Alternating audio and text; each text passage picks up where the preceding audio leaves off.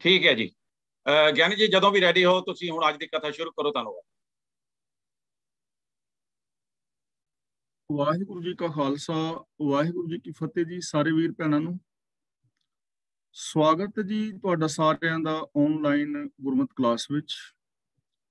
ਜਿਵੇਂ ਕਿ ਆਪ ਸਾਰਿਆਂ ਨੂੰ ਪਤਾ ਹੈ, ਅਸੀਂ ਗੂਜਰੀ ਕੀ ਵਾਰ ਦੀ ਵਿਚਾਰ ਸਾਂਝੀ ਆਪਸ ਦੇ ਵਿੱਚ ਕਰ ਰਹੇ ਹਾਂ। 2 ਪੌੜੀਆਂ ਦੇ ਵਿਚਾਰ ਅਸੀਂ ਕਰ ਚੁੱਕੇ ਹਾਂ। ਤੀਜੀ ਪੌੜੀ ਦੀ ਵਿਚਾਰ ਅਸੀਂ ਅੱਜ ਆਰੰਭ ਕਰਾਂਗੇ। ਇਸ ਪੌੜੀ ਦੇ ਨਾਲ ਜੋ ਪਹਿਲਾ ਸ਼ਲੋਕ ਹੈ, ਸਾਹਿਬ ਸ੍ਰੀ ਗੁਰੂ ਅਰਜਨ ਪਾਤਸ਼ਾਹ ਜੀ ਦਾ ਉਚਾਰਨ ਕੀਤਾ ਹੋਇਆ।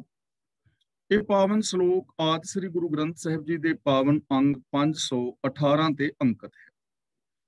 ਸ਼ਲੋਕ ਮਹਿਲਾ ਪੰਜਵਾਂ। ਚੰਗਿਆਈ ਆਲਕ ਕਰੇ, ਬੁਰਿਆਈ ਹੋਏ ਸ਼ੇਰ, ਨਾਨਕ ਅੱਜ ਕੱਲ ਆਵਸੀ, ਗਾਫਲ फाही पेर।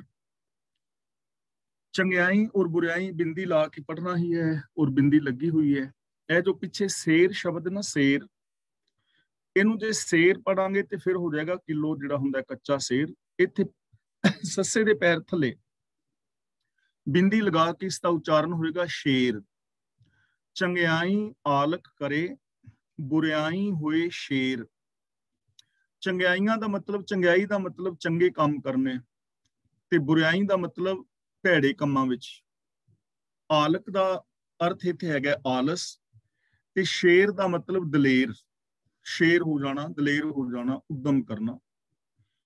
तां गुरु जी कहंदे ने जो गाफल मनुख है, चंगे कामां दे विच आलस करदा है और भैड़े कामां वास्ते शेर हुंदा है। चंगे कामां लई आलस और माड़े कामां वास्ते शेर हुंदा है। और हकीकत है ਇਹ ਸਾਡੀ ਜੋ ਦੁਨੀਆ ਹੈ ਜਾਂ ਸਾਡਾ ਮਨ ਹੈ, ਤਾਂ ਨੈਗੇਟਿਵ ਪਾਸੇ ਜ਼ਿਆਦਾ ਜਾਂਦਾ ਹੈ, ਪੋਜ਼ਿਟਿਵ ਵਾਲੇ ਪਾਸੇ ਘੱਟ ਜਾਂਦਾ ਹੈ। ਆਮ ਬੰਦੇ ਦੇ ਵਿੱਚ ਤੁਸੀਂ ਵੇਖੋਗੇ ਕਿ ਨੈਗੇਟਿਵ ਥਿੰਕਿੰਗ ਜ਼ਿਆਦਾ ਹੈ। ਆਮ ਜਦੋਂ ਅਸੀਂ ਗੱਲਬਾਤ ਕਰਦੇ ਹਾਂ ਤਾਂ ਅਸੀਂ ਕੋਈ ਨਾ ਕੋਈ ਕਮੀ, ਕੋਈ ਨਾ ਕੋਈ ਦੋਸ਼ ਹੀ ਲੱਭਦੇ ਹਾਂ। ਜਿਹੜੇ ਗੁਣ ਨੇ ਜਾਂ ਚੰਗਿਆਈ ਹੈ ਉਹ ਬਹੁਤ ਘੱਟ ਲੋਕ ਲੱਭਦੇ ਨੇ। ਦੂਜੀ ਗੱਲ, ਜੋ ਮਨੁੱਖ ਹੈ ਮਾੜੇ ਕੰਮਾਂ ਵੱਲ ਝੱਟ ਤੁਰ ਪੈਂਦਾ ਹੈ, ਲੇਕਿਨ ਚੰਗੇ ਕੰਮਾਂ ਵਾਸਤੇ ਇਹ ਦੇਰ ਕਰਦਾ ਹੈ। ਮਿਸਾਲ ਵਜੋਂ ਝੂਠ ਬੋਲਣ ਲੱਗਿਆ 1 ਮਿੰਟ ਨਹੀਂ ਲਾਂਦਾ ਬੰਦਾ, ਈਰਖਾ ਕਰਨੀ ਹੋਏ 1 ਪਲ ਨਹੀਂ ਲਾਂਦਾ, ਕ੍ਰੋਧ ਦੇ ਨਾਲ ਕਿਸੇ ਨਾਲ ਲੜਨਾ ਹੋਏ 1 ਪਲ ਨਹੀਂ ਲਾਂਦਾ। ਸ਼ੇਰ ਹੈ, ਹਰ ਵਕਤ ਸ਼ੇਰ ਹੈ। ਲੇਕਿਨ ਸੱਚਾਈ, ਦਇਆ, ਪਿਆਰ, ਨਿਮਰਤਾ, ਇਨਸਾਨੀਅਤ, ਇਹਨਾਂ ਵਾਸਤੇ ਇਹਦੀ ਜ਼ਿੰਦਗੀ ਦੇ ਵਿੱਚ ਆਲਸ ਹੁੰਦਾ ਹੈ।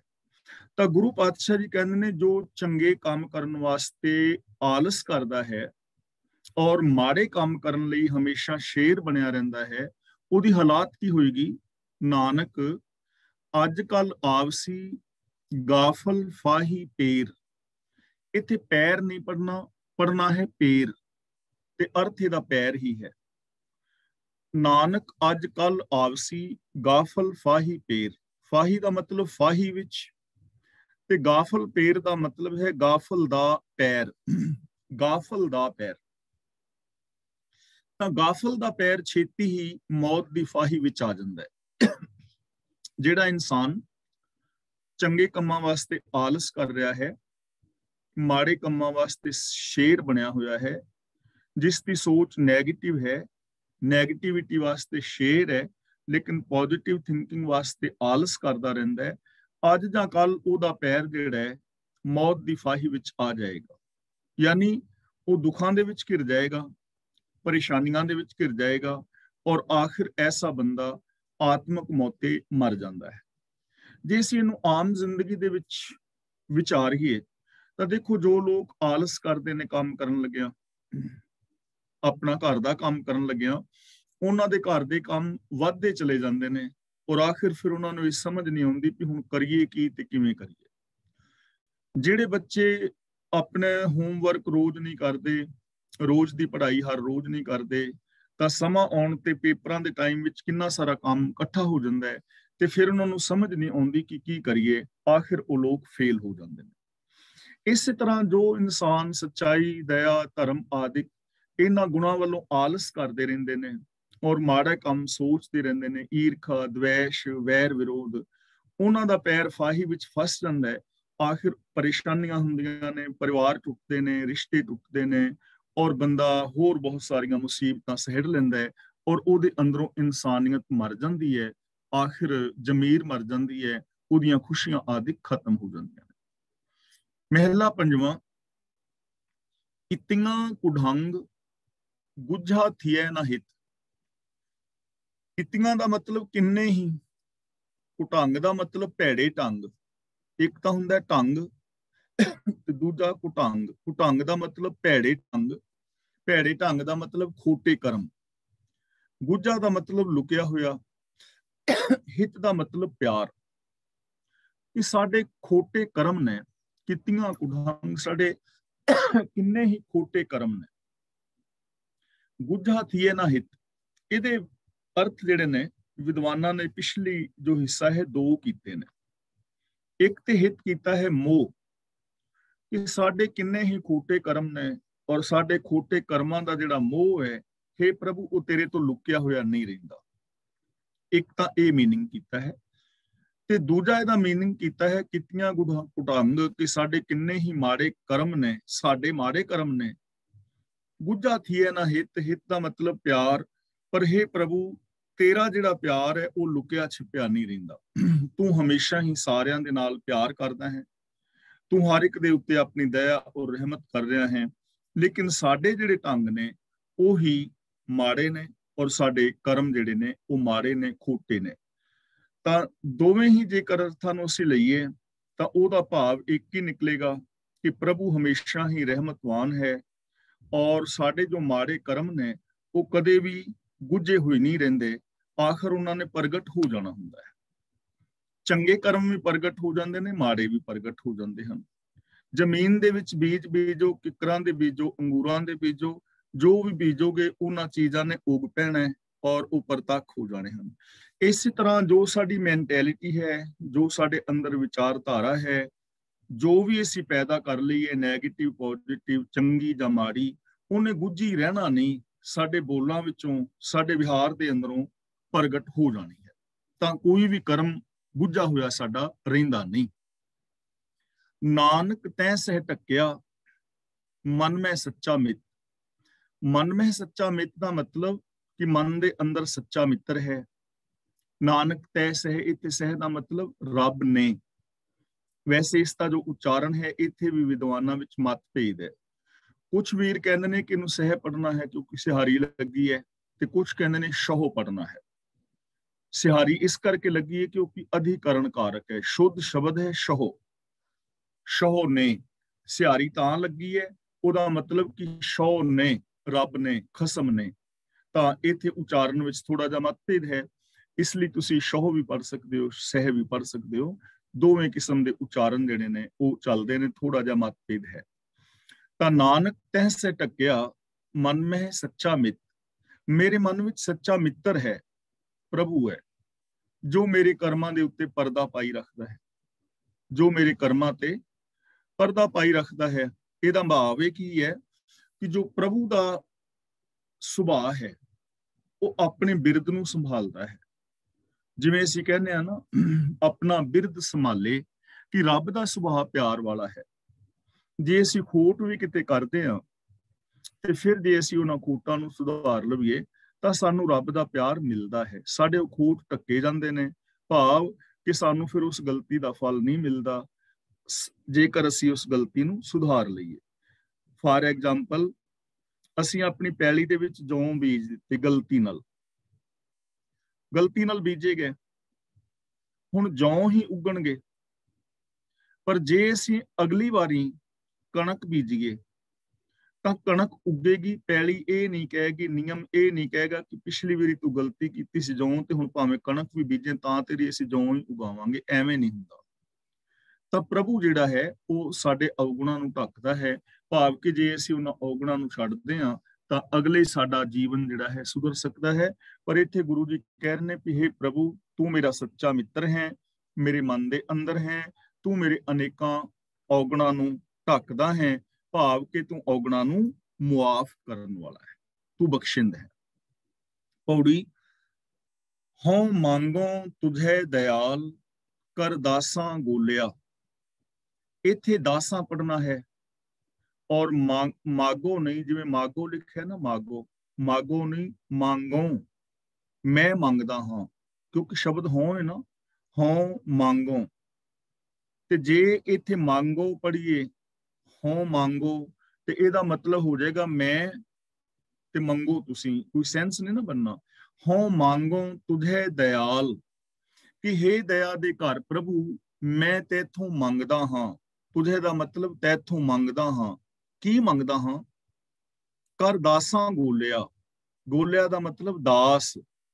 ਦਾਸਾਂ ਗੋਲਿਆ ਦਾ ਮਤਲਬ ਮੈਨੂੰ ਆਪਣੇ ਗੋਲਿਆਂ ਦਾ ਦਾਸ ਬਣਾ, ਦਾਸਾਂ ਦਾ ਦਾਸ ਬਣਾ, ਮੈਨੂੰ ਆਪਣੇ ਦਾਸਾਂ ਦਾ ਦਾਸ ਬਣਾ। ਇਹ ਮੈਂ ਤੇਰੇ ਤੋਂ ਮੰਗਦਾ ਹਾਂ ਕਿ ਮੈਂ ਤੇਰੇ ਪਿਆਰਿਆਂ ਦੀ ਚਰਨਾਂ ਦੀ ਸ਼ਰਨ ਵਿੱਚ ਰਹਾ, ਉਹਨਾਂ ਦੀ ਸੰਗਤ ਕਰਦਾ ਰਹਾ। ਨੌਨਿਧ ਪਾਈ ਰਾਜ ਜੀਵਾਂ ਬੋਲਿਆ। ਇੱਥੇ ਬੋਲਿਆ ਨਹੀਂ, ਬੋਲਿਆ। ਬੋਲਿਆ ਦਾ ਮਤਲਬ ਹੋ ਜਾਏਗਾ ਪਿੱਛੇ ਬੋਲਿਆ ਗਿਆ, ਤੇ ਬੋਲਿਆਂ ਦਾ ਮਤਲਬ ਕਿ ਜੇ ਮੈਂ ਬੋਲਾਂ, ਮੇਰੇ ਬੋਲਣ ਕਰਕੇ। ਜੀਵਾ ਨਹੀਂ, ਇਹਨੂੰ ਪੜਨਾ ਹੈ ਜੀਵਾਂ, ਜਿਵੇਂ ਆਖਾਂ ਜੀਵਾਂ, ਵਿਸਰੇ ਮਰ ਜਾਉ। ਤੇ ਪਾਈ ਨਹੀਂ, ਪਾਈ, ਮੈਂ ਪਾਵਾਂ, ਪਾਂਦਾ ਹਾਂ। ਨੌਨਿਧ ਪਾਈ ਰਾਜ ਜੀਵਾਂ ਬੋਲਿਆ, ਬੋਲਿਆ, ਤੇਰਾ ਨਾਮ ਉਚਾਰਿਆ ਹੀ ਮੈਂ ਜਿਉਂਦਾ ਹਾਂ। ਜੀਵਾਂ ਬੋਲਿਆਂ ਦਾ ਮਤਲਬ ਤੇਰਾ ਨਾਮ ਉਚਾਰਨ ਕੀਤਿਆਂ, ਗੁਣ ਗਾਇਆ ਹੀ ਮੈਂ ਜਿੰਦਾ ਹਾਂ। ਤੇ ਨੌਨਿਧ ਪਾਈ ਰਾਜ, ਮਾਨੋ ਮੈਂ 9 ਖਜ਼ਾਨੇ ਪਾ ਲੈਂਦਾ ਹਾਂ ਔਰ ਧਰਤੀ ਦਾ ਰਾਜ ਪਾ ਲੈਂਦਾ ਹਾਂ। ਯਾਨੀ ਤੇਰੇ ਗੁਣਾਂ ਦੇ ਧਾਰਨੀ ਹੋਣਾ ਹੀ 9 ਨਿਧੀਆਂ ਨੇ, ਔਰ ਇਹੀ ਮੇਰੇ ਵਾਸਤੇ ਦੁਨੀਆ ਦਾ ਰਾਜ ਹੈ। ਹੁਣ ਦੁਨੀਆ ਦਾ ਰਾਜ ਜੇ ਮਿਲੇ ਤੇ ਬੰਦਾ ਉਹ ਚ ਸੁਖ ਮੰਨਣਾ ਹੀ ਚਾਹੇਗਾ ਨਾ। ਜੇ 9 ਨਿਧਾਂ ਸਾਡੇ ਕੋਲ ਬਹੁਤ ਸਾਰਾ ਧਨ ਆ ਜਾਏ, ਤਾਂ ਧਨ ਇਸ ਕਰਕੇ ਮੰਗਦੇ ਆ ਨਾ ਕਿ ਸਾਨੂੰ ਖੁਸ਼ੀ ਹੋਏਗੀ। ਤਾਂ ਗੁਰੂ ਪਾਤਸ਼ਾਹ ਜੀ ਕਹਿੰਦੇ ਨੇ, ਹੇ ਪ੍ਰਭੂ, ਜਦੋਂ ਮੈਂ ਤੇਰੇ ਗੁਣਾਂ ਦੀ ਗੱਲ ਕਰਦਾ ਹਾਂ, ਮੀਨਸ ਤੇਰੇ ਗੁਣਾਂ ਨੂੰ ਇੰਪਲੀਮੈਂਟ ਕਰਦਾ ਹਾਂ, ਉਦੋਂ ਮੈਂ ਅਸਲੀ ਆਤਮਿਕ ਜ਼ਿੰਦਗੀ ਜੀ ਰਿਹਾ ਹੁੰਦਾ ਹਾਂ। ਤੇ ਉਦੋਂ ਹੀ ਮੇਰੇ ਕੋਲ 9 ਨਿਧ ਔਰ ਰਾਜ ਦੀਆਂ ਖੁਸ਼ੀਆਂ ਹੁੰਦੀਆਂ ਨੇ। ਉਦੋਂ ਇੰਜ ਪ੍ਰਤੀਤ ਹੁੰਦਾ ਜਿਵੇਂ ਮੈਂ 9 ਨਿਧਾਂ ਪਾ ਲਈਆਂ ਨੇ, ਮੈਂ ਦੁਨੀਆ ਦਾ ਰਾਜ ਪਾ ਲਿਆ।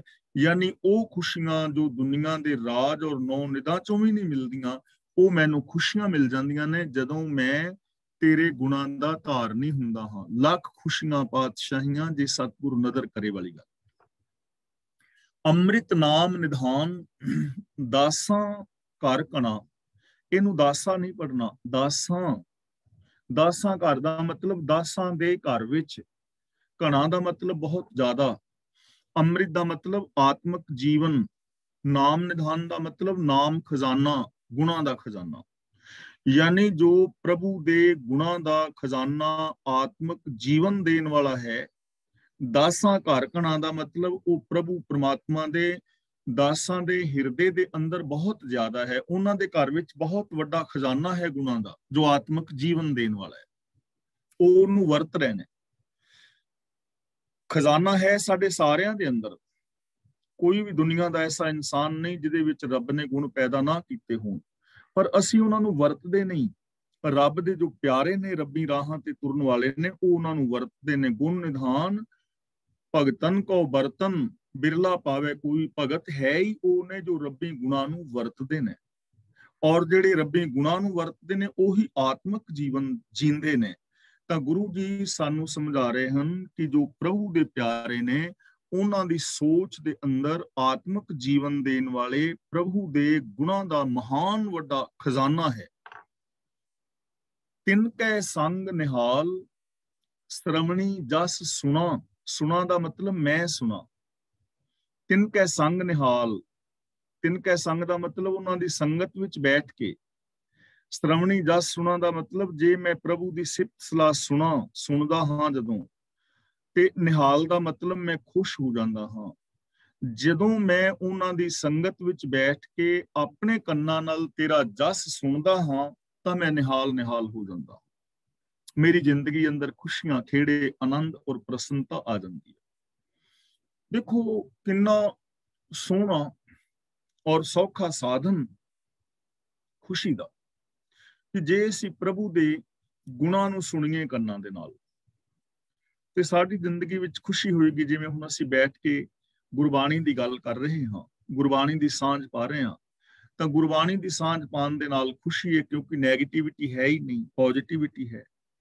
ਤੇ ਜੇ ਐਸੀ ਸੋਚ ਹਮੇਸ਼ਾ ਬਣੀ ਰਹੇ, ਬੰਦਾ ਜ਼ਬਾਨ ਦੇ ਨਾਲ ਹਮੇਸ਼ਾ ਸੱਚ ਦੀ ਗੱਲ ਕਰੇ, ਕੰਨਾਂ ਦੇ ਨਾਲ ਹਮੇਸ਼ਾ ਸੱਚ ਸੁਣੇ, ਹੱਥਾਂ ਦੇ ਨਾਲ ਸੱਚੇ ਕਰਮ ਕਰੇ, ਤਾਂ ਹਰ ਵਕਤ ਬੰਦਾ ਖੁਸ਼ੀ ਮਾਣ ਸਕਦਾ ਹੈ। ਤਾਂ ਹੇ ਮਾਲਕ, ਜਦ ਮੈਂ ਉਹਨਾਂ ਦੀ ਸੰਗਤ ਵਿੱਚ ਬੈਠ ਕੇ ਤੇਰੇ ਗੁਣਾਂ ਨੂੰ ਸੁਣਦਾ ਹਾਂ, ਉਦੋਂ ਮੈਂ ਨਿਹਾਲ ਹੋ ਜਾਂਦਾ ਹਾਂ, ਉਦੋਂ ਮੇਰੀ ਜ਼ਿੰਦਗੀ ਅੰਦਰ ਖੁਸ਼ੀ ਆ ਜਾਂਦੀ ਹੈ। ਕਮਾਵਾਂ ਤਿੰਨ ਕੀ ਕਾਰ, ਸਰੀਰ ਪਵਿੱਤ ਹੋਏ। ਕਮਾਵਾ ਨਹੀਂ, ਕਮਾਵਾਂ। ਕਮਾਵਾਂ ਦਾ ਮਤਲਬ ਜਦੋਂ ਮੈਂ ਕਮਾਉਂਦਾ ਹਾਂ, ਤਿੰਨ ਕੀ ਕਾਰ ਦਾ ਮਤਲਬ ਉਹਨਾਂ ਦੀ ਸੇਵਾ, ਜਦੋਂ ਮੈਂ ਉਹਨਾਂ ਦੀ ਸੇਵਾ ਕਰਦਾ ਹਾਂ। ਸਰੀਰ ਪਵਿੱਤ ਹੋਏ ਤਾਂ ਮੇਰਾ ਸਰੀਰ ਪਵਿੱਤਰ ਹੋ ਜਾਂਦਾ ਹੈ। ਜਿਵੇਂ ਜਿਵੇਂ ਤੇਰੇ ਰਾਹਾਂ ਤੇ ਤੁਰਨ ਵਾਲਿਆਂ ਦੀ ਮੈਂ ਸੇਵਾ ਕਰਦਾ ਹਾਂ, ਸੰਗਤ ਕਰਦਾ ਹਾਂ, ਉਹਨਾਂ ਰਾਹਾਂ ਤੇ ਤੁਰਦਾ ਹਾਂ, ਤਾਂ ਮੇਰਾ ਸਰੀਰ ਪਵਿੱਤਰ ਹੋ ਜਾਂਦਾ ਹੈ।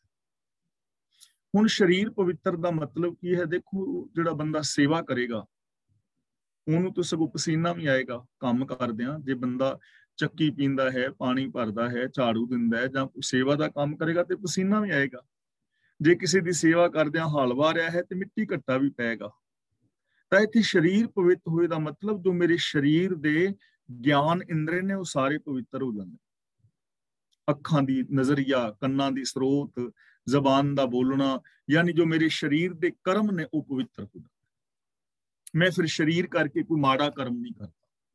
ਫਿਰ ਸਰੀਰ ਕਰਕੇ ਕੰਮ ਜਿਹੜੇ ਹੁੰਦੇ ਨੇ ਉਹ ਵੀ ਪਵਿੱਤਰ ਹੁੰਦੇ ਨੇ। ਬੋਲ ਵੀ ਪਵਿੱਤਰ, ਸੁਣਨਾ ਵੀ ਪਵਿੱਤਰ, ਤੱਕਣਾ ਵੀ ਪਵਿੱਤਰ, ਕਿਰਤ ਵੀ ਪਵਿੱਤਰ। ਤਾਂ ਜਿਵੇਂ ਜਿਵੇਂ ਮੈਂ ਤੇਰੇ ਪਿਆਰਿਆਂ ਦੀ ਸੇਵਾ ਵਿੱਚ ਹਾਜ਼ਰ ਹੁੰਦਾ ਹਾਂ ਮਾਲਕ, ਮੇਰਾ ਸਰੀਰ ਪਵਿੱਤਰ ਹੋ ਜਾਂਦਾ।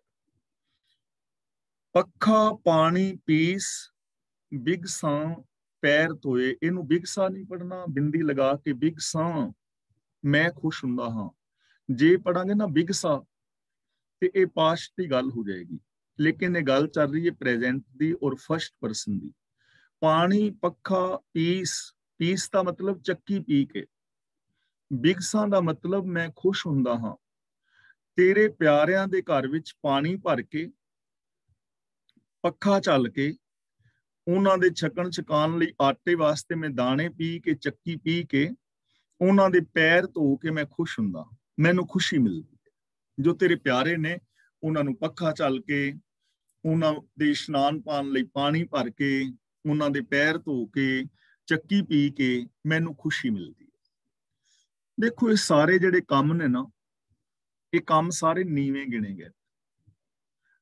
ਆਪ ਨੂੰ ਪਤਾ ਹੈ, ਪਿੰਡਾਂ ਦੇ ਵਿੱਚ ਜੇਕਰ ਤੁਹਾਡੇ ਵਿੱਚੋਂ ਕੁਛ ਵੀਰ ਰਹੇ ਨੇ ਤਾਂ ਤੁਹਾਨੂੰ ਪਤਾ ਹੋਵੇਗਾ, ਪਿੰਡਾਂ ਦੇ ਵਿੱਚ ਖੂਹ ਹੁੰਦੇ ਸਨ, ਇੱਕ ਦੋ ਖੂਹ ਹੁੰਦੇ ਸਨ, ਤੇ ਉਹਨਾਂ ਖੂਹਾਂ ਤੋਂ ਕੁਝ ਪਿੰਡ ਦੇ ਲੋਕ ਸਨ, ਉਹ ਪਾਣੀ ਭਰਦੇ ਸਨ ਘਰਾਂ ਦੇ ਵਿੱਚ। ਉਹਨਾਂ ਨੇ ਡਾਂਗ ਦੇ ਉੱਤੇ ਦੋ ਪਾਏ ਹੁੰਦੇ ਸਨ, ਪਾ ਕੇ ਘੜੇ ਜਾਂ ਪੀਪੇ ਵਗੈਰਾ, ਤੇ ਘਰਾਂ ਦੇ ਵਿੱਚ ਪਾਣੀ ਭਰਦੇ ਸਨ। ਤੇ ਫਿਰ 6 ਮਹੀਨੇ ਬਾਅਦ ਉਹਨਾਂ ਨੂੰ ਕੋਈ ਦਾਣੇ ਜਾਂ ਤਨਖਾਹ ਜੋ ਵੀ ਦਿੱਤਾ ਜਾਂਦਾ ਸੀ, ਤੇ ਉਹਨਾਂ ਨੂੰ ਨੀਵਾਂ ਸਮਝਿਆ ਜਾਂਦਾ ਸੀ ਕਿ ਇਹ ਕੰਮ ਨੀਵੀਂ ਜਾਤ ਵਾਲੇ ਲੋਕਾਂ ਦਾ ਹੈ, ਅਖੌਤੀ। ਗੁਰਮਤ ਜਾਤ ਪਾਤ ਨੂੰ ਨਹੀਂ ਮੰਨਦੀ, ਇਹ ਗੱਲ ਧਿਆਨ ਰੱਖਣਾ। ਜਿਹੜੇ ਚੱਕੀ ਪੀਂਦੇ ਸਨ ਕਿਸੇ ਦੇ ਘਰਾਂ ਦੇ ਵਿੱਚ ਤੇ ਆਟਾ ਪੀ ਕੇ ਦੇ ਜਾਣਾ, ਤੇ ਉਹਨਾਂ ਗਰੀਬ ਹੁੰਦੇ ਸੀ, ਤੇ ਉਹਨਾਂ ਨੇ ਜੇ 4 ਕਿਲੋ ਆਟਾ ਪੀਸਿਆ ਤੇ ਵਿੱਚ ਉਹਨਾਂ ਨੂੰ ਕਹਿਣਾ ਵੀ ਚੱਲ ਕਿਲੋ ਤੁਸੀਂ ਲੈ ਜਾਓ, ਤਾਂ ਕਿਲੋ ਵਾਸਤੇ ਵਿਚਾਰੇ ਆਪਣੇ ਬੱਚਿਆਂ ਕਰਕੇ 4-5 ਕਿਲੋ ਆਟਾ ਪੀ ਕੇ ਦੇ ਜਾਂਦੇ ਸੀ। ਯਾਨੀ ਇਸ ਕੰਮ ਨੂੰ ਵੀ ਨੀਵਿਆਂ ਦੇ ਵਿੱਚ ਗਿਣਿਆ ਜਾਂਦਾ ਸੀ। ਪੱਖਾ ਝੱਲਣ ਵਾਲੇ ਲੋਕ, ਉਹਨਾਂ ਨੂੰ ਕੋਈ ਮਾਣ ਨਾਲ ਨਹੀਂ ਸੀ ਵਿੰਦਾ। ਇਸੇ ਤਰ੍ਹਾਂ ਜਿਹੜੇ ਪੈਰ ਧੋਣ ਵਾਲੇ ਨੇ ਇਸ਼ਨਾਨ ਪਾਣ ਵਾਸਤੇ, ਪਰ ਗੁਰੂ ਜੀ ਇੱਥੇ ਮਾਣ ਮਹਿਸੂਸ ਕਰਦੇ ਨੇ ਕਿ ਕੋਈ ਕੰਮ ਮਾੜਾ ਨਹੀਂ ਹੁੰਦਾ। ਮੈਂ ਜਿਹੜੇ ਤੇਰੇ ਦਾਸ ਨੇ, ਚੰਗੇ ਇਨਸਾਨ ਨੇ, ਜਿਹੜੇ ਸੱਚ ਦੇ ਧਾਰਨੀ ਨੇ, ਜੋ ਸਚਿਆਰ ਨੇ, ਜੋ ਤੇਰੀ ਰਜ਼ਾ ਭਾਣੇ ਵਿੱਚ ਤੁਰਦੇ ਨੇ, ਮੈਂ ਉਹਨਾਂ ਦੇ, ਜਦੋਂ ਮੈਂ ਪਾਣੀ ਧੋਂਦਾ ਉਹਨਾਂ ਦੇ ਘਰ ਵਿੱਚ, ਪੱਖਾ ਚੱਲਦਾ ਹਾਂ, ਚੱਕੀ ਪੀਂਦਾ ਹਾਂ, ਉਹਨਾਂ ਦੇ ਪੈਰ ਧੋਂਦਾ ਹਾਂ, ਤਾਂ ਮੈਨੂੰ ਖੁਸ਼ੀ ਹੁੰਦੀ ਹੈ, ਕਿਉਂਕਿ ਉਹਨਾਂ ਦੇ ਕੋਲੋਂ ਮੈਨੂੰ ਗੁਣ ਮਿਲ ਰਹੇ ਨੇ, ਉਹਨਾਂ ਕੋਲੋਂ ਮੈਨੂੰ ਸ਼ਾਂਤੀ ਮਿਲ ਰਹੀ ਹੈ, ਉਹਨਾਂ ਕੋਲੋਂ ਮੈਨੂੰ ਜੀਵਨ ਜਾਚ ਮਿਲ ਰਹੀ ਹੈ। ਤਾਂ ਇੱਥੇ ਗੱਲ ਸੇਵਾ ਦੀ ਮਹਾਨਤਾ ਦਰਸਾਈ ਜਾ ਰਹੀ ਹੈ ਕਿ ਅਸੀਂ ਉਹਨਾਂ ਲੋਕਾਂ ਦੀ ਸੇਵਾ ਵਿੱਚ ਜੇ ਹਾਜ਼ਰ ਹੁੰਦੇ ਹਾਂ ਤਾਂ ਸਾਨੂੰ ਚੰਗੇ ਗੁਣ ਨਸੀਬ ਹੋ ਸਕਦੇ ਨੇ। ਆਪਹੁ ਕਛੂ ਨਾ ਹੋਏ, ਪ੍ਰਭ ਨਦਰ ਨਿਹਾਲੀਏ। ਨਿਹਾਲੀਏ ਦਾ ਮਤਲਬ ਤੱਕ, ਮੇਰੇ ਵੱਲ ਵੇਖ, ਮੇਰੇ ਤੇ ਰਹਿਮਤ ਕਰ। ਆਪੋ ਦਾ ਮਤਲਬ ਮੇਰੇ ਆਪਣੇ ਪਾਸੋਂ। ਤਾਂ ਦੇਖੋ ਇੱਥੇ ਈਗੋ ਦਾ ਪੂਰਾ ਤਿਆਗ ਕੀਤਾ ਜਾ ਰਿਹਾ ਹੈ। ਇੱਥੇ ਚੰਗੇ ਕਰਮ ਕਰਕੇ ਇਹ ਨਹੀਂ ਕਿਹਾ ਜਾ ਰਿਹਾ ਕਿ ਮੈਂ ਕਰ ਰਿਹਾ ਹਾਂ ਜਿਵੇਂ ਆਮ ਬੰਦਾ ਕਰਦਾ ਹੈ। ਗੁਰੂ ਜੀ ਕਹਿੰਦੇ ਨੇ, ਹੇ ਪ੍ਰਭੂ, ਮੇਰੇ ਆਪਣੇ ਆਪ ਤੋਂ ਕੁਝ ਨਹੀਂ ਹੋ ਸਕਦਾ। ਜਦੋਂ ਤੂੰ ਮੇਰੇ ਤੇ ਮਿਹਰ ਕਰਦਾ ਹੈ ਤਾਂ ਹੀ ਮੈਂ ਸੇਵਾ ਕਰ ਸਕਦਾ ਹਾਂ। ਯਾਨੀ ਮੈਂ ਤੇਰੀ ਮਿਹਰ ਦਾ ਪਾਤਰ ਹਾਂ, ਤੇਰੀ ਰਹਿਮਤ ਦੇ ਨਾਲ ਹੀ ਇਹ ਸਾਰਾ ਕੁਝ ਹੋ ਰਿਹਾ ਹੈ। ਯਾਨੀ ਇਹਨੂੰ ਵੀ ਗੁਰੂ ਜੀ ਰੱਬ ਦੀ ਰਹਿਮਤ ਸਮਝ ਰਹੇ ਨੇ ਕਿ ਸੇਵਾ ਕਰਨੀ, ਚੰਗੇ ਕਰਮ ਕਰਨੇ, ਚੰਗੇ ਗੁਣਾਂ ਦੇ ਧਾਰਨੀ ਹੋਣਾ, ਇਹੀ ਰਹਿਮਤ ਹੈ, ਇਹੀ ਬਖਸ਼ਿਸ਼ ਹੈ। ਉਹ ਬੰਦਾ ਪ੍ਰਭੂ ਦੀ ਬਖਸ਼ਿਸ਼ ਦਾ ਪਾਤਰ ਬਣ ਜਾਂਦਾ ਹੈ। ਤਾਂ ਇਹ ਪ੍ਰਭੂ, ਜਦੋਂ ਤੂੰ ਮੇਰੇ ਤੇ ਰਹਿਮਤ ਕਰਦਾ ਹੈ ਤਾਂ ਮੈਂ ਇਹ ਸੇਵਾ ਕਰਦਾ, ਇਹਨਾਂ ਰਾਹਾਂ ਤੇ ਤੁਰਦਾ। ਮੇਰੇ ਤੋਂ ਆਪਣੇ ਆਪ ਕੁਛ ਨਹੀਂ ਹੁੰਦਾ, ਇਹ ਤੇਰੀ ਰਜ਼ਾ ਦੇ ਵਿੱਚ ਹੈ ਸਾਰਾ ਕੁਛ। ਮੋਹਿ ਨਿਰਗੁਣ ਦਿਚੈ ਥਾਉ ਸੰਤ ਧਰਮਸਾਲੀ ਹੈ। ਮੋਹਿ ਦਾ ਮਤਲਬ ਮੈਨੂੰ, ਨਿਰਗੁਣ ਦਾ ਮਤਲਬ ਗੁਣਾ ਤੋਂ ਸਖਣੇ ਨੂੰ, ਦਿਚੇ ਦਾ ਮਤਲਬ ਮੈਨੂੰ ਦਿਓ, ਥਾਉ ਦਾ ਮਤਲਬ ਥਾਂ, ਸੰਤ ਧਰਮਸਾਲੀਏ। ਸੰਤ ਧਰਮਸਾਲੀਏ ਦਾ ਮਤਲਬ ਸਤਸੰਗਤ, ਧਰਮਸਾਲੀਏ ਦਾ ਮਤਲਬ ਧਰਮ ਸਥਾਨ, ਸਤਸੰਗ। ਤਾਂ ਹੇ ਪ੍ਰਭੂ, ਮੈਂ ਗੁਣਹੀਣ ਹਾਂ, ਮੇਰੇ ਤੇ ਰਹਿਮਤ ਕਰ, ਮੈਨੂੰ ਆਪਣੇ ਪਿਆਰਿਆਂ ਦੀ ਸੰਗਤ ਵਿੱਚ ਥਾਂ ਦੇ। ਯਾਨੀ ਮੈਂ ਤੇਰੇ ਪਿਆਰਿਆਂ ਦੀ ਸੰਗਤ ਵਿੱਚ ਮਿਲ ਸਕਾਂ, ਕਿਉਂਕਿ ਜੋ ਸੰਗਤ ਵਿੱਚ ਮਿਲੇਗਾ ਉਹ ਉਹੋ ਜਿਹਾ ਫਲ ਪਾਏਗਾ ਜਿਹੋ ਜੀ ਸੰਗਤ ਵਿੱਚ ਮਿਲੇਗਾ। ਜੋ ਜੈਸੀ ਸੰਗਤ ਮਿਲੇ ਸੋ ਤੈਸੋ ਫਲ ਖਾਏ। ਮੇਰੇ ਮਾਧੋ ਜੀ ਸਤਸੰਗਤ ਮਿਲੇ ਸੋ ਤਰਿਆ। ਤੇ ਇਹ ਜੋ ਸਤਸੰਗ ਹੈ ਗੁਰੂ ਦਾ ਸਕੂਲ ਹੈ, ਇਥੋਂ ਅਸੀਂ ਰੱਬ ਦੇ ਗੁਣ ਸਿੱਖਣੇ ਨੇ। ਸਤਸੰਗਤ ਸਤਿਗੁਰ ਚਟਸਾਲ ਹੈ, ਜਿਤ ਹਰ ਗੁਣ ਸਿੱਖਾ। ਇਥੋਂ ਹਰੀ ਦੇ ਗੁਣ ਸਿੱਖਣੇ ਨੇ, ਇਥੋਂ ਇਹੋ ਜਿਹੇ ਗੁਣ ਸਿੱਖਣੇ ਨੇ ਕਿ ਅਸੀਂ ਰੱਬ ਵਰਗੇ ਹੋ ਸਕੀਏ। ਇਹ ਮਹਾਨਤਾ ਹੈ ਗੁਰੂ ਦੀ ਸੰਗਤ ਦੀ। ਤਾਂ ਹੇ ਪ੍ਰਭੂ, ਮੈਂ ਗੁਣਾਂ ਤੋਂ ਸਖਣਾ ਹਾਂ, ਮੈਨੂੰ ਆਪਣੇ ਪਿਆਰਿਆਂ ਦੀ ਸੰਗਤ ਬਖਸ਼। ਤਾਂ ਜਿਹੜਾ ਗੁਣਾਂ ਤੋਂ ਸਖਣਾ ਇਨਸਾਨ ਵੀ, ਗੁਣਹੀਣ ਵੀ, ਜੇ ਸੰਗਤ ਵਿੱਚ ਆਉਣਾ ਸ਼ੁਰੂ ਕਰੇ, ਸਿੱਖਣਾ ਸ਼ੁਰੂ ਕਰੇ, ਤਾਂ ਉਹ ਵੀ ਇੱਕ ਮਹਾਨ ਗੁਣੀ ਇਨਸਾਨ ਹੋ ਸਕਦਾ ਹੈ। ਸ਼ਲੋਕ ਮਹਿਲਾ ਪੰਜਵਾਂ। ਸਾਜਨ ਤੇਰੇ ਚਰਨ ਕੀ ਹੋਏ ਰਹਾ ਸਦ ਧੂਰ। ਰਹਾ ਨਹੀਂ, ਰਹਾ। ਧੂਰ ਦਾ ਮਤਲਬ ਧੂੜ, ਸਾਜਨ ਤੇ ਥੋੜਾ ਜਿਹਾ ਰੁਕ ਜਾਣਾ ਹੈ। ਸਾਜਨ ਤੇਰੇ ਚਰਨ ਕੀ ਹੋਏ ਰਹਾ ਸਦ ਧੂਰ। ਕਿ ਹੇ ਸੱਜਣ ਪ੍ਰਭੂ, ਮੈਂ ਤੇਰੇ ਚਰਨਾਂ ਦੀ ਹਮੇਸ਼ਾ ਖਾਕ ਹੋਇਆ ਰਹਾ, ਤੇਰੇ ਚਰਨਾਂ ਦੀ ਧੂੜ ਹੋਇਆ ਰਹਾ। ਹੁਣ ਰੱਬ ਦੇ ਚਰਨਾਂ ਦੀ ਧੂੜ ਹੋਣ ਦਾ ਮਤਲਬ ਕਿ ਮੈਂ ਹਮੇਸ਼ਾ ਤੇਰੀ ਸ਼ਰਨ ਵਿੱਚ ਰਹਾ, ਮੈਂ ਹਮੇਸ਼ਾ ਤੇਰੇ ਹੁਕਮ ਨੂੰ ਫੋਲੋ ਕਰਾਂ, ਤੇਰੀ ਰਜ਼ਾ ਭਾਣੇ ਵਿੱਚ ਤੁਰਾਂ, ਤੇਰੇ ਬਣਾਏ ਨੇਮਾਂ ਦੇ ਅੰਦਰ ਜ਼ਿੰਦਗੀ ਜੀਵਾਂ, ਤੇਰੀ ਸ਼ਰਨ ਵਿੱਚ ਰਹਾ, ਮੈਂ ਤੇਰੇ ਤੋਂ ਦੂਰ ਨਾ ਜਾਵਾਂ। ਹਰ ਪਲ ਮੈਂ ਤੇਰੀ ਰਜ਼ਾ ਭਾਣੇ ਦੇ ਅੰਦਰ ਤੁਰਾਂ ਔਰ ਨਿਮਰਤਾ ਦੇ ਨਾਲ ਤੇਰੇ ਗੁਣਾਂ ਦਾ ਧਾਰਨੀ ਹੋਵਾਂ। ਨਾਨਕ ਸਰਣ ਤੁਹਾਰੀਆ ਪੇਖੋਂ ਸਦਾ ਹਜੂਰ। ਪੇਖੋਂ ਬਿੰਦੀ ਲਗਾ ਕੇ ਮੈਂ ਵੇਖਾਂ। ਹਜ਼ੂਰ ਦਾ ਮਤਲਬ ਹਾਜ਼ਰ ਨਾਜ਼ਰ, ਅੰਗ ਸੰਗ। ਤੁਹਾਰੀਆ ਦਾ ਮਤਲਬ ਤੇਰੀ। ਨਾਨਕ ਸਰਣ ਤੁਹਾਰੀਆ। ਗੁਰੂ ਪਾਤਸ਼ਾਹ ਜੀ ਕਹਿੰਦੇ ਨੇ ਕਿ ਮੈਂ ਅਰਦਾਸ ਕਰਦਾ ਹਾਂ ਕਿ ਮੈਂ ਹਮੇਸ਼ਾ ਤੇਰੀ ਸ਼ਰਨ ਵਿੱਚ ਰਹਾਂ। ਪੇਖੋਂ ਸਦਾ ਹਜ਼ੂਰ, ਔਰ ਮੈਂ ਤੈਨੂੰ ਹਾਜ਼ਰ ਨਾਜ਼ਰ ਵੇਖਾਂ, ਤੈਨੂੰ ਮੈਂ ਅੰਗ ਸੰਗ ਵੇਖਾਂ, ਅੰਗ ਸੰਗ ਸਮਝਾਂ। ਯਾਨੀ ਸਾਡੀ ਜ਼ਿੰਦਗੀ ਦਾ ਵੀ ਇਹ ਗੋਲ ਹੋਣਾ ਚਾਹੀਦਾ ਕਿ ਅਸੀਂ ਰੱਬੀ ਰਜ਼ਾ ਦੇ ਵਿੱਚ ਤੁਰੀਏ, ਰੱਬੀ ਭਾਣੇ ਨੂੰ ਫੋਲੋ ਕਰੀਏ, ਗੁਰੂ ਗ੍ਰੰਥ ਸਾਹਿਬ ਜੀ ਦੇ ਦਿੱਤੇ ਵੇ ਆਫ ਲਾਈਫ ਨੂੰ ਅਪਣਾਈਏ ਔਰ ਰੱਬ ਨੂੰ ਹਾਜ਼ਰ ਨਾਜ਼ਰ ਵੇਖੀਏ, ਹਰ ਬੰਦਾ ਵੇਖੇ। ਹੁਣ ਜਦੋਂ ਅਸੀਂ ਹਾਜ਼ਰ ਨਾਜ਼ਰ ਵੇਖਾਂਗੇ ਨਾ, ਹੈ ਤਾਂ ਹਾਜ਼ਰ ਨਾਜ਼ਰ ਹੀ ਹੈ, ਪਰ ਅਸੀਂ ਵੇਖ ਨਹੀਂ ਨਾ ਰਹੇ। ਹਰ ਇੱਕ ਦਾ ਆਪਣਾ ਆਪਾ ਉਸ ਰੱਬ ਦਾ ਹੀ ਤੇ ਰੂਪ ਹੈ। ਹਾਜ਼ਰ ਨਾਜ਼ਰ ਹੁਣ ਤੁਸੀਂ ਸਾਰੇ ਰੱਬ ਦਾ ਹੀ ਤੇ ਰੂਪ ਹੋ, ਜੋ ਦਿਸੈ ਸੋ ਤੇਰਾ ਰੂਪ। ਪਰ ਅਸੀਂ ਇਹ ਵੇਖ ਨਹੀਂ ਰਹੇ, ਅਸੀਂ ਇਸ ਗੱਲ ਨੂੰ ਇੰਪਲੀਮੈਂਟ ਨਹੀਂ ਕਰਦੇ ਕਿ ਅਸੀਂ ਇੱਕ ਦੂਜੇ ਦੇ ਨਾਲ ਰੱਬ ਵਰਗਾ ਪਿਆਰ ਕਰੀਏ। ਅਸੀਂ ਇਹ ਨਹੀਂ ਵੇਖ ਰਹੇ ਕਿ ਮੇਰੇ ਹਰ ਬੋਲ ਨੂੰ ਰੱਬ ਸੁਣ ਰਿਹਾ ਹੈ। ਤੇ ਜੇ ਮੈਂ ਇਹ ਸਮਝ ਲਵਾਂ, ਮੇਰੀ ਇਹ ਮਨੋਤ ਬਣ ਜਾਏ ਕਿ ਰੱਬ ਮੇਰੀ ਗੱਲ ਨੂੰ ਸੁਣ ਰਿਹਾ ਹੈ, ਮੇਰੇ ਨਾਲ ਹੈ ਬਿਲਕੁਲ, ਤਾਂ ਫਿਰ ਮੈਂ ਕੋਈ ਐਸਾ ਬੋਲ ਨਹੀਂ ਨਾ ਬੋਲਾਂਗਾ ਜੋ ਰੱਬ ਨੂੰ ਮਨਜ਼ੂਰ ਨਾ ਹੋਵੇ। ਫਿਰ ਮੈਂ ਕਿਸੇ ਵੱਲ ਇਸ ਨਜ਼ਰੀਏ ਨਾਲ ਨਹੀਂ ਨਾ ਤੱਕਾਂਗਾ ਜਿਹੜਾ ਨਜ਼ਰੀਆ ਰੱਬ ਨੂੰ ਮਨਜ਼ੂਰ ਨਹੀਂ ਹੈ। ਫਿਰ ਮੈਂ ਕੋਈ ਐਸਾ ਕਰਮ ਵੀ ਨਹੀਂ ਨਾ ਕਰਾਂਗਾ ਜਿਹੜਾ ਰੱਬ ਨੂੰ ਮਨਜ਼ੂਰ ਨਹੀਂ ਹੈ। ਫਿਰ ਤਾਂ ਮੇਰਾ ਬਿਹੇਵੀਅਰ ਐਵੇਂ ਹੋਏਗਾ ਕਿ ਮੇਰੇ ਬਿਹੇਵੀਅਰ ਨੂੰ ਰੱਬ ਵੇਖ ਰਿਹਾ ਹੈ ਤੇ ਮੈਂ ਹਰ ਬਿਹੇਵੀਅਰ ਰੱਬ ਨੂੰ ਖੁਸ਼ ਕਰਨ ਲਈ ਕਰਨਾ ਹੈ। ਰੱਬ ਨਾਲ ਨਾਰਾਜ਼ ਹੋ ਜਾਏ, ਰੱਬ ਖੁਸ਼ ਹੋਵੇ ਮੇਰੇ ਬੋਲਾਂ ਤੋਂ, ਮੇਰੀ ਤੱਕਣੀ ਤੋਂ, ਮੇਰੇ ਕਰਮਾਂ ਤੋਂ, ਮੇਰੇ ਵੇਖਣ ਤੋਂ, ਮੇਰੇ ਚੱਲਣ ਤੋਂ, ਮੇਰੇ ਫਿਰਨ ਤੋਂ, ਮੇਰੀ ਮੁਕੰਮਲ ਜ਼ਿੰਦਗੀ ਨੂੰ ਵਾਚਿਆ ਜਾ ਰਿਹਾ ਹੈ। ਹੁਣ ਅਸੀਂ ਇਸ ਚੀਜ਼ ਨੂੰ ਵੇਖੀਏ, ਮੈਂ ਇਸ ਚੀਜ਼ ਨੂੰ ਵੇਖਾਂ, ਮੀਨਸ ਮੈਂ ਇਹਦੇ ਤੇ ਅਮਲ ਕਰਾਂ, ਤੇਰੀ ਸ਼ਰਨ ਵਿੱਚ ਵੀ ਰਹਾਂ ਔਰ ਤੈਨੂੰ ਹਾਜ਼ਰ ਨਾਜ਼ਰ ਵੀ ਵੇਖਾਂ, ਸਮਝਾਂ, ਜਾਣਾ। ਹੁਣ ਇਹਦਾ ਮਤਲਬ ਇਹ ਨਹੀਂ ਕਿ ਜੇ ਅਸੀਂ ਨਹੀਂ ਵੇਖ ਰਹੇ ਤੇ ਰੱਬ ਹਾਜ਼ਰ ਨਾਜ਼ਰ ਨਹੀਂ ਹੈ। ਰੱਬ ਤਾਂ ਮੇਰੇ ਅੰਦਰ ਹਰ ਵਕਤ ਹੈ। ਸਾਰਾ ਦਿਸਦਾ ਜਗਤ ਰੱਬ ਦਾ ਹੀ ਰੂਪ ਹੈ। ਰੱਬ ਤੋਂ ਬਿਨਾਂ ਕੁਛ ਹੈ ਹੀ ਨਹੀਂ। ਅਸੀਂ ਨਹੀਂ ਵੇਖ ਰਹੇ, ਅਸੀਂ ਪ੍ਰੋਮਿਸ ਕਰਨੀ ਹੈ, ਅਸੀਂ ਵੇਖਣਾ ਹੈ, ਅਸੀਂ ਇਹਨਾਂ ਚੀਜ਼ਾਂ ਨੂੰ ਅਮਲ ਵਿੱਚ ਲਿਆਉਣਾ ਹੈ। ਮਹਿਲਾ ਪੰਜਵਾਂ, ਪਤਿਤ ਪੁਨੀਤ ਅਸੰਖ ਹੋਹੇ ਹਰ ਚਰਣੀ ਮਨ ਲਾਗ। ਹੋਹੇ ਨਹੀਂ, ਬਿੰਦੀ ਲਗਾ ਕੇ ਹੋਹੇ, ਕਿਉਂਕਿ ਕਿਰਿਆਵਾਚੀ ਸ਼ਬਦ ਹੈ। ਪਤਿਤ ਪੁਨੀਤ ਅਸੰਖ ਹੋਹੇ, ਅਸੰਖ ਦਾ ਮਤਲਬ ਅਣਗਿਣਤ, ਪਤਿਤ ਦਾ ਮਤਲਬ ਡਿੱਗੇ ਹੋਏ, ਵਿਕਾਰਾਂ ਵਿੱਚ ਗਿਰੇ ਹੋਏ, ਜਿਨ੍ਹਾਂ ਨੂੰ ਅਸੀਂ ਪਾਪੀ ਕਹਿ ਦਿੰਦੇ ਹਾਂ, ਜਿਨ੍ਹਾਂ ਦੀ ਸੋਚ ਵਿਕਾਰਾਂ ਵਿੱਚ ਖਚਤ ਹੈ, ਈਰਖਾ, ਦਵੇਸ਼, ਵੈਰ ਵਿਰੋਧ ਵਿੱਚ ਜੋ ਗਰਕੇ ਹੋਏ ਨੇ। ਤੇ ਪੁਨੀਤ ਦਾ ਮਤਲਬ ਪਵਿੱਤਰ। ਹਰ ਚਰਣੀ ਮਨ ਲਾਗ ਦਾ ਮਤਲਬ ਜਿਨ੍ਹਾਂ ਦਾ ਮਨ ਪ੍ਰਭੂ ਦੇ ਚਰਨਾਂ ਵਿੱਚ ਲੱਗ ਜਾਏ ਤਾਂ ਉਹ ਅਸੰਖਾਂ ਹੀ ਵਿਕਾਰਾਂ ਵਿੱਚ ਡਿੱਗੇ ਹੋਏ ਜੀਵ ਵੀ ਪਵਿੱਤਰ ਹੋ ਜਾਂਦੇ। ਜੇ ਮਨ ਰੱਬੀ ਗੁਣਾਂ ਦੇ ਨਾਲ ਲੱਗ ਜਾਏ, ਚਰਨਾਂ ਦਾ ਮਤਲਬ ਰੱਬੀ ਗੁਣ, ਰੱਬੀ ਗੁਣਾਂ ਦੇ ਨਾਲ ਜੇ ਮਨ ਦਾ ਮਤਲਬ ਸੋਚ ਜੁੜ ਜਾਏ ਤਾਂ ਅਸੰਖਾਂ ਲੋਕ, ਅਣਗਿਣਤ ਲੋਕ ਜੋ ਡਿੱਗੇ ਹੋਏ ਨੇ ਵਿਕਾਰਾਂ ਵਿੱਚ, ਉਹ ਵੀ ਪਤਿਤ ਹੋ ਜਾਂਦੇ ਨੇ। ਇਹ ਪੋਸੀਬਿਲਿਟੀ।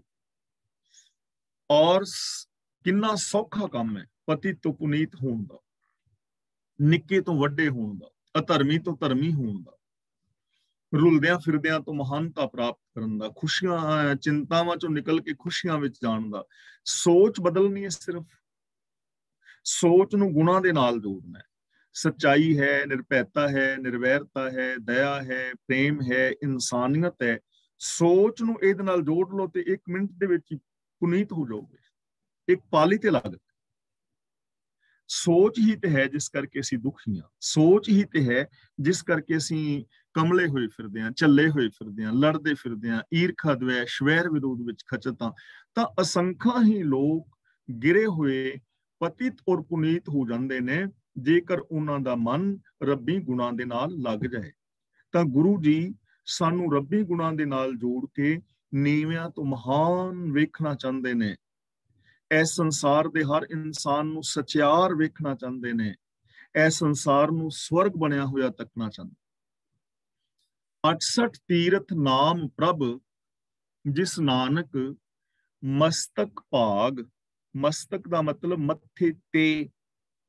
ਜੇ ਮਸਤਕ ਦੇ ਕੱਕੇ ਥੱਲੇ ਔਂਕੜ ਹੁੰਦਾ ਫਿਰ ਇਹਦਾ ਅਰਥ ਹੋਣਾ ਸੀ ਮਸਤਕ, ਮੱਥਾ।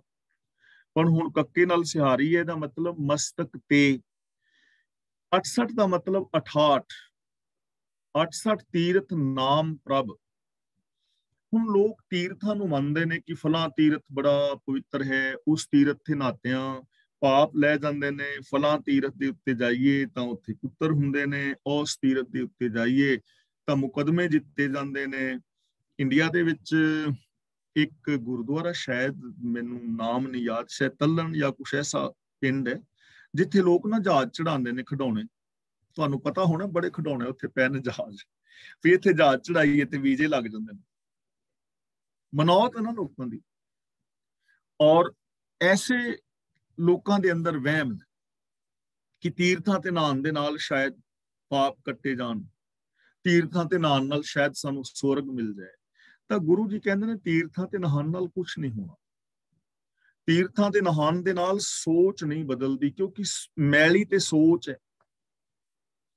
ਤੇ ਤੀਰਥਾਂ ਤੇ ਨਹਾ ਰਿਹਾ ਸਰੀਰ, ਤੀਰਥ ਦੇ ਉੱਤੇ ਪਾਣੀ ਦੇ ਵਿੱਚ ਮਨ ਨੇ ਤੇ ਨਹਾਉਣਾ ਨਹੀਂ, ਮੈਲਾ ਮਨ ਹੈ, ਧੋ ਧਨ ਨੂੰ ਰਹੇ ਆ। ਤਾਂ ਗੁਰਦੇਵ ਨੇ ਥਾਂ ਪਰ ਥਾਂ ਕਿਹਾ ਹੈ ਨਾ, ਜਲ ਕੇ ਮੱਜਨ ਜੇ ਗਤ ਹੋਵੇ ਨਿਤ ਨਿਤ ਮੇਂਢਕ ਨਾਵੇਂ, ਜੈਸੇ ਮੇਂਢਕ ਤੈਸੇ ਕੋਈ ਨਾ। ਤਾਂ ਗੁਰੂ ਜੀ ਕਹਿੰਦੇ ਨੇ ਜੋ ਪ੍ਰਭੂ ਦਾ ਨਾਮ ਹੈ ਨਾ, ਪ੍ਰਭੂ ਦੇ ਨਾਮ ਦਾ ਮਤਲਬ ਪ੍ਰਭੂ ਦਾ ਹੁਕਮ, ਰੱਬੀ ਰਜ਼ਾ, ਇਹੀ 68 ਤੀਰਥ ਨੇ। ਜੇ ਤੁਸੀਂ ਰੱਬੀ ਰਜ਼ਾ ਦੇ ਵਿੱਚ ਤੁਰ ਲਿਆ, ਸਮਝ ਲਓ 68 ਤੀਰਥਾਂ ਦਾ ਤੁਹਾਡਾ ਇਸ਼ਨਾਨ ਹੋ ਗਿਆ। ਤੀਰਥਾਂ ਤੇ ਜਾਣ ਦੀ ਲੋੜ ਨਹੀਂ ਹੈ। ਰੱਬੀ ਰਜ਼ਾ ਦੇ ਅੰਦਰ ਤੁਰੋਗੇ, ਰੱਬੀ ਗੁਨਾਹ ਦੇ ਧਾਰਨੀ ਹੋਗੇ ਤੇ ਅੰਦਰਲਾ ਧੁੱਪ ਜਾਏਗਾ, ਸੋਚ ਪਵਿੱਤਰ ਹੋ ਜਾਏਗੀ।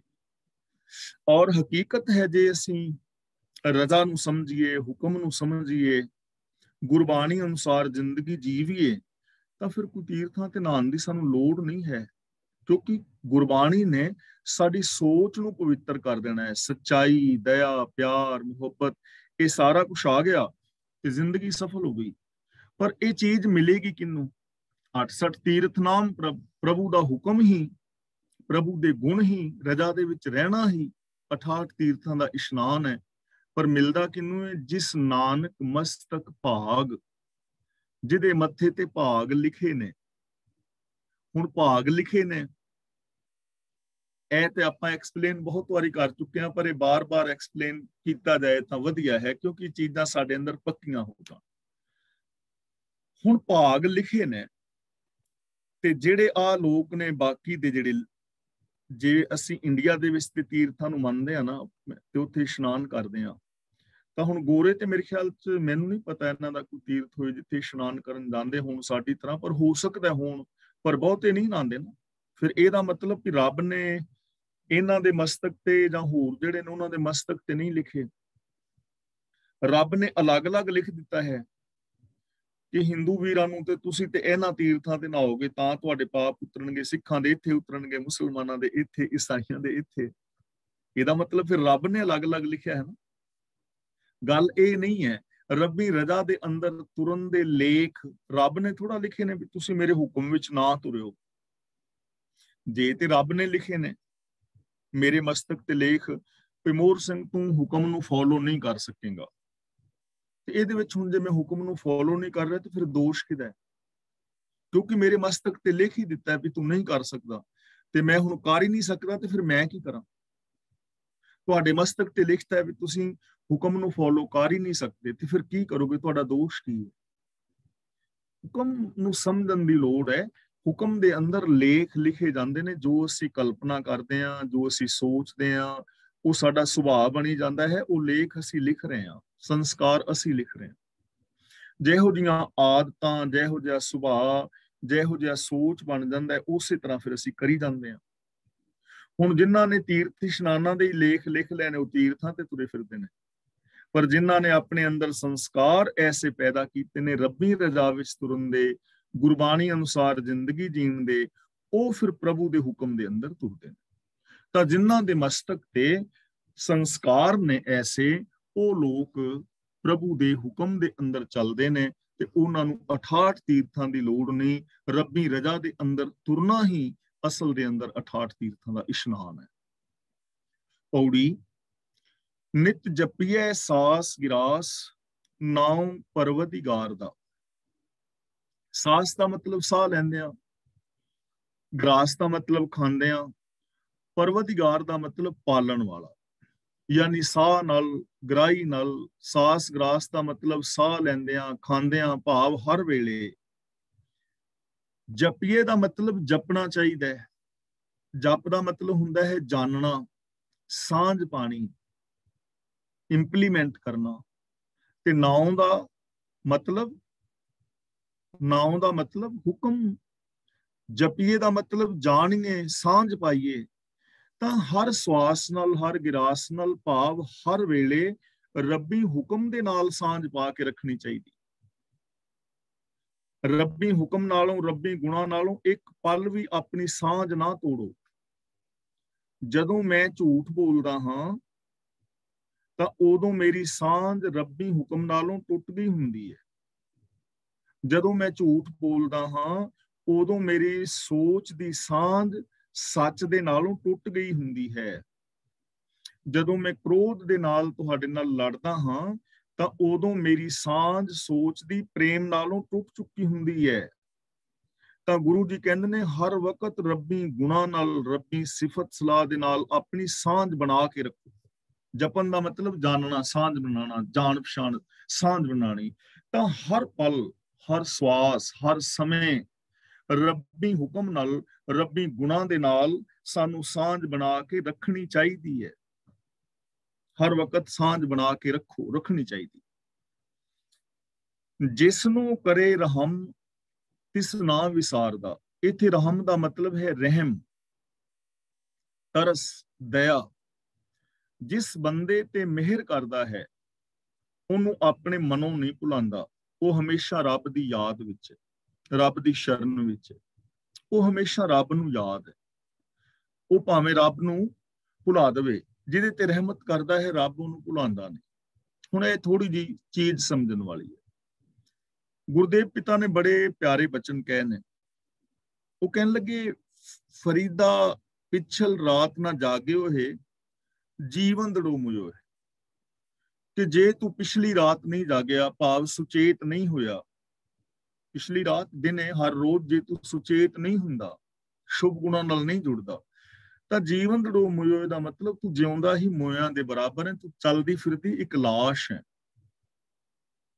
ਅਗਲੀ ਪੰਕਤੀ ਵਿੱਚ ਕਹਿ ਰਹੇ ਨੇ, ਜੇ ਤੈਂ ਰੱਬ ਵਿਸਾਰਿਆ। ਜੇ ਤੂੰ ਰੱਬ ਨੂੰ ਭੁਲਾ ਦਿੱਤਾ ਫਿਰ ਕੀ ਹੋਇਆ? ਤਾਂ ਰੱਬ ਨਾ ਵਿਸਰੇ ਹੋਏ, ਰੱਬ ਨੇ ਤੈਨੂੰ ਨਹੀਂ ਭੁਲਾਇਆ।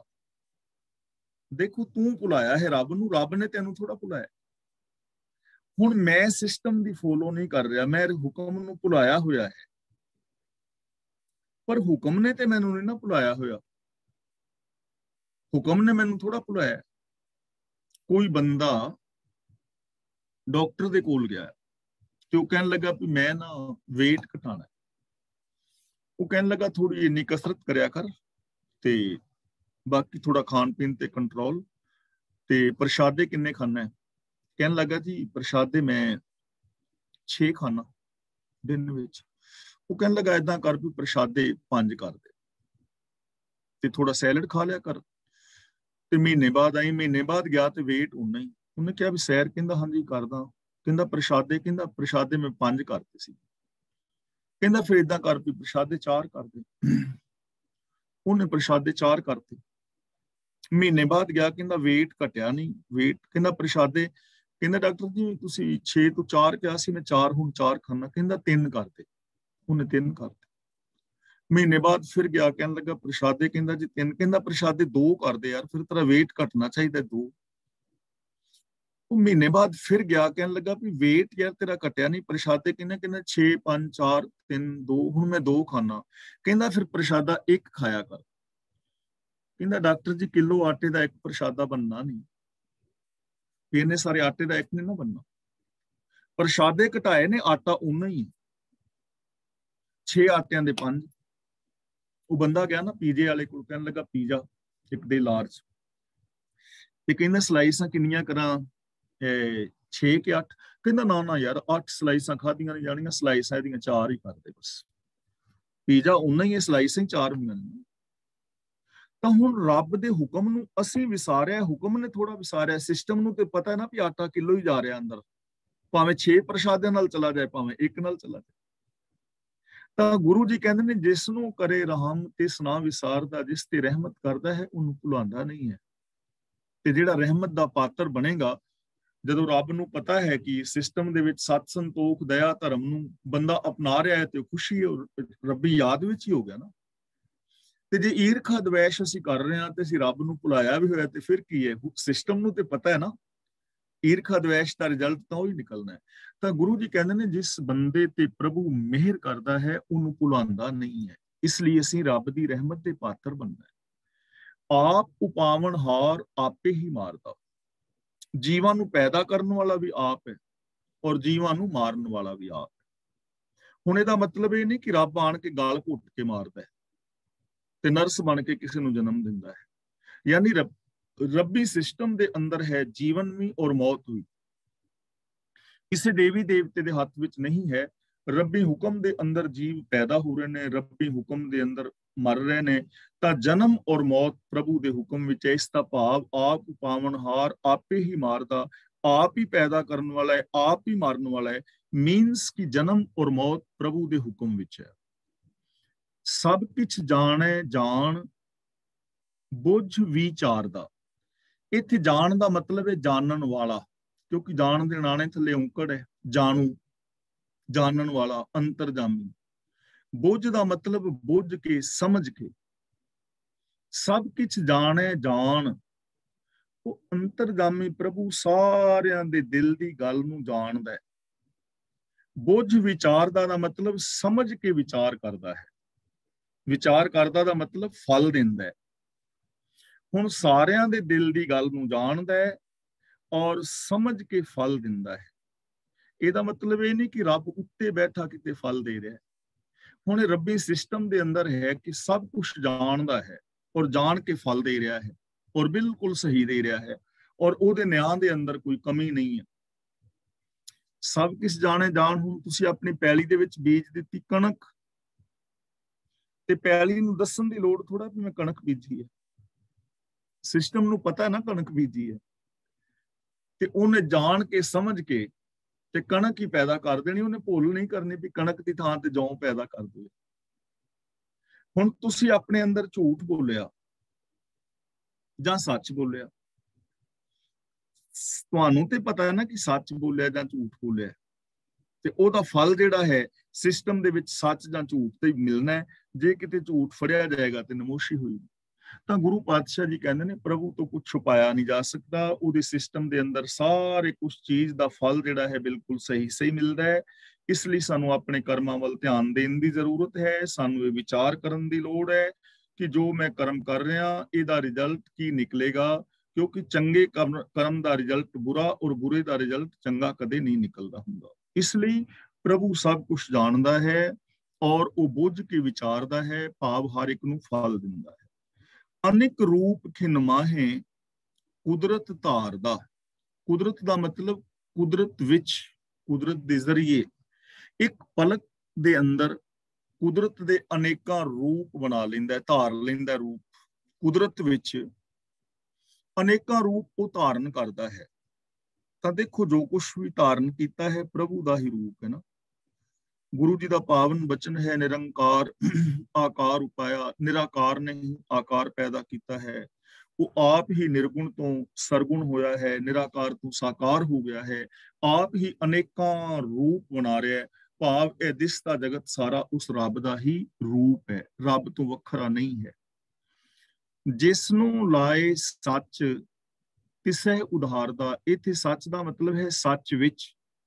ਜਿਸ ਮਨੁੱਖ ਨੂੰ ਸੱਚ ਵਿੱਚ ਜੋੜਦਾ, ਤਿਸੈ ਉਧਾਰਦਾ, ਉਹਦਾ ਉਧਾਰ ਕਰ ਦਿੰਦਾ, ਉਹਨੂੰ ਵਿਕਾਰਾਂ ਤੋਂ ਬਚਾ ਲੈਂਦਾ। ਵਿਕਾਰਾਂ ਤੋਂ ਕਿਹਨੂੰ ਬਚਾਉਂਦਾ? ਜਿਹਨੂੰ ਰੱਬ ਸੱਚ ਵਿੱਚ ਜੋੜਦਾ ਹੈ ਉਹਨੂੰ ਵਿਕਾਰਾਂ ਤੋਂ ਬਚਾ ਲੈਂਦਾ।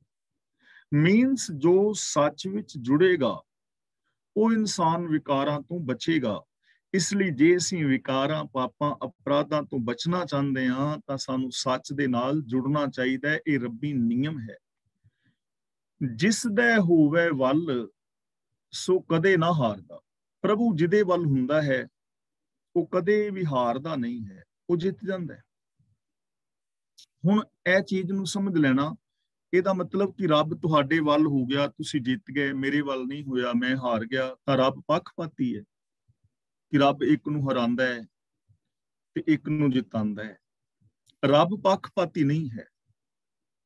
ਵੱਲ ਦਾ ਮਤਲਬ ਹੈ ਕਿ ਜਿਹੜਾ ਰੱਬੀ ਰਜ਼ਾ ਨੂੰ ਫੋਲੋ ਕਰਦਾ ਹੈ ਉਹ ਬੰਦਾ ਜਿੱਤ ਜਾਂਦਾ ਹੈ, ਤੇ ਜਿਹੜਾ ਰੱਬੀ ਹੁਕਮ ਨੂੰ ਫੋਲੋ ਨਹੀਂ ਕਰਦਾ ਉਹ ਬੰਦਾ ਹਾਰ ਜਾਂਦਾ ਹੈ। ਮਿਸਾਲ ਵਜੋਂ ਤੁਸੀਂ ਕੋਈ ਖੇਲ ਖੇਲ ਰਹੇ ਹੋ, ਕਬੱਡੀ, ਫੁੱਟਬਾਲ, ਵਾਲੀਬਾਲ, ਕ੍ਰਿਕਟ ਵਗੈਰਾ ਕੋਈ ਵੀ, ਤੇ ਟ੍ਰੇਨਿੰਗ ਦੇਣ ਵਾਲਾ ਕੋਚ ਮੰਨ ਲਓ ਦੋਵਾਂ ਟੀਮਾਂ ਦਾ ਇੱਕੋ ਹੀ ਹੈ।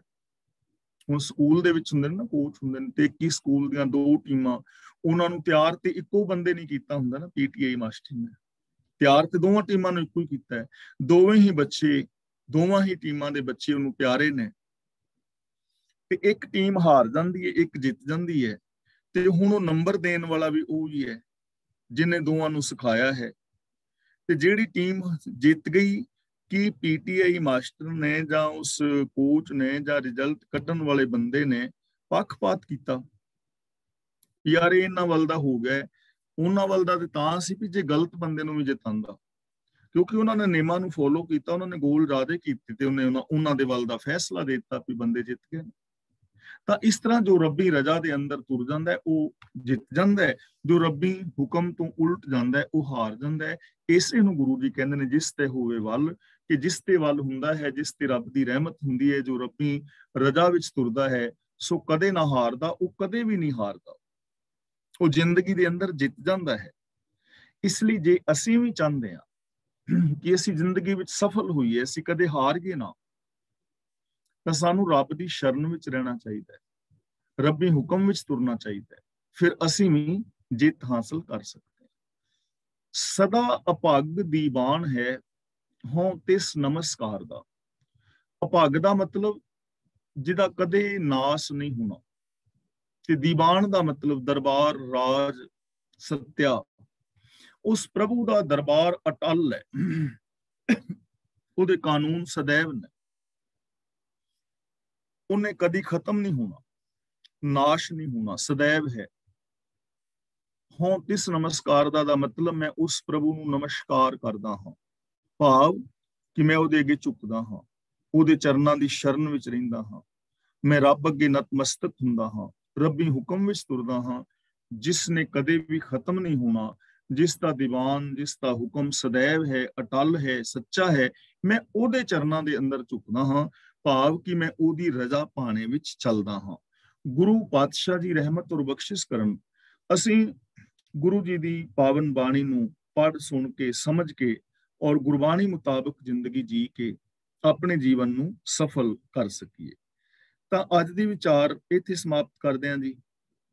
ਜਿਸ ਕਿਸੇ ਵੀਰ ਭੈਣ ਨੇ ਕੋਈ ਆਪਣੇ ਵਿਊਜ਼ ਦੇਣੇ ਨੇ ਤਾਂ ਆਪਣੇ ਵਿਊਜ਼ ਦੇ ਸਕਦੇ ਹੋ, ਔਰ ਜੇ ਕਿਸੇ ਵੀਰ ਨੇ ਸਵਾਲ ਪੁੱਛਣਾ ਹੈ ਅੱਜ ਦੀ ਇਸ ਵਿਚਾਰ ਵਿੱਚ ਤਾਂ ਕੋਈ ਵੀਰ ਭੈਣ ਆਪਣਾ ਸਵਾਲ ਵੀ ਪੁੱਛ ਸਕਦੇ ਹੋ, ਆਪਣੇ ਵਿਊਜ਼ ਵੀ ਦੇ ਸਕਦੇ ਹੋ। ਅਗਲੀ ਕਾਰਵਾਈ ਵੀਰ ਤਰਲੋਚਨ ਸਿੰਘ ਜੀ ਕਰ ਰਹੇ ਨੇ, ਅਨਮਿਊਟ ਹੋ ਗਏ ਨੇ। ਵਾਹਿਗੁਰੂ ਜੀ ਕਾ ਖਾਲਸਾ, ਵਾਹਿਗੁਰੂ ਜੀ ਕੀ ਫਤਿਹ।